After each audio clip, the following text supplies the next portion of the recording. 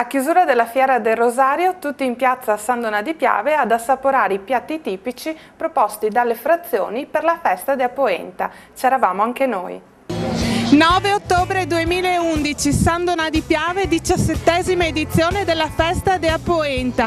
11 frazioni, 11 piatti tipici. Oggi ci fa da cornice anche una bellissima giornata di sole, vero? È vero, è vero. Io innanzitutto voglio ringraziare la gente che parteciperà oggi, tutti i concittadini e non concittadini, però devo ringraziare soprattutto la collaborazione che abbiamo con le Proloco, con la Proloco, perché abbiamo 11 frazioni che distribuiscono 11 piatti diversi dall'uno all'altro, ma poi sono contornati dalla polenta bianca, perché è veramente la nostra punta di diamante è la farina bianca, la polenta bianca. La macchina organizzativa che si muove dietro a queste frazioni, quanto lavoro? È una macchina che lavora da qualche mese prima e ci sono circa 400-500 persone che lavorano per arrivare al top di questa manifestazione con la M maiuscola. Ormai è una manifestazione con la M maiuscola. Noi ci battiamo perché la polenta bianca venga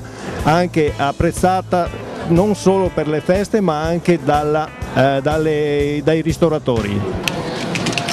Andiamo a vedere se ci danno la ricetta.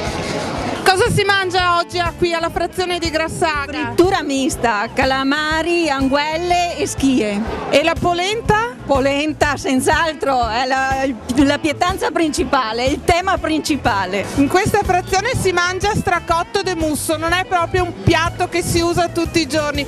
Come si cucina? Ma si cucina come lo spezzatino, soltanto che ci vuole molto ma molto tempo, perché la carne deve frollare e cucinarsi bene e spappolarsi quasi, poi si mangia con la polenta bianca naturalmente. Frazione di Passarella di San Donà di Piave, uno stand quasi tutto al femminile, quante belle donne che cucinano il baccalà. Posso dare la ricetta? Certo. Si ammolla il baccalà per 24 ore, si fa bollire un'ora, un'ora e mezzo, si pulisce e poi si sbatte bene con prezzemolo e aglio e sale. Mussetta, Apoenta e Masanette, la ricetta signora? La ricetta si mette una bella mastera, una pignata di acqua, una cagliera di acqua, si butta dentro un po' di aglio, aceto, si butta dentro i masanetti, quando che l'ore bolle, però l'acqua bisogna che bolle bene, quando i masanetti bei rossi, si tira fuori e poi è cotte. Adesso la signora mi dà un consiglio per prendere un uomo per la gola con le seppie in umido. Come devo cucinarle? Ma cosa vuoi che ti dica? Un po' di olio e un bel sorriso.